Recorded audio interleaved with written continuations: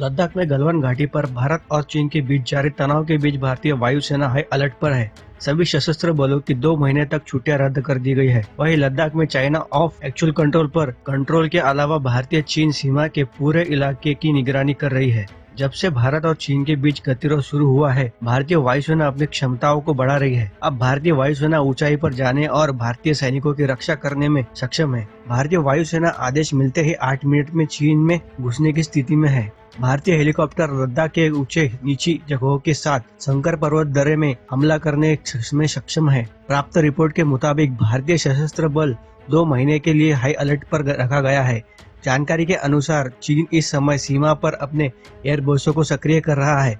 लद्दाख के विपरीत चीनी क्षेत्र में 3 एयरबेस है। वहीं चीन पाकिस्तान अधिकृत कश्मीर में करदू एयरबेस पर नजर गड़ाए हुए है।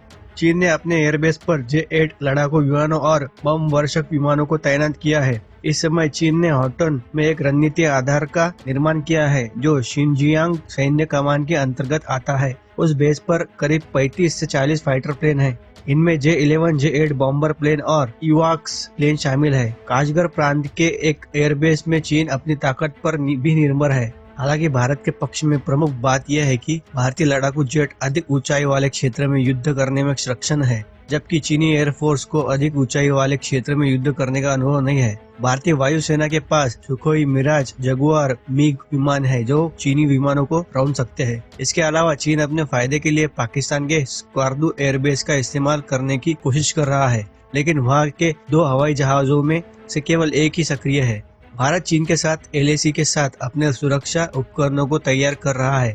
शनिवार को भारतीय सेना ने आकाश मिसाइल सिस्टम तैनात किया। ये मिसाइल दुश्मन के विमानों, ड्रोन और यहाँ तक कि मिसाइलों को भी मार गिराने में सक्षम है।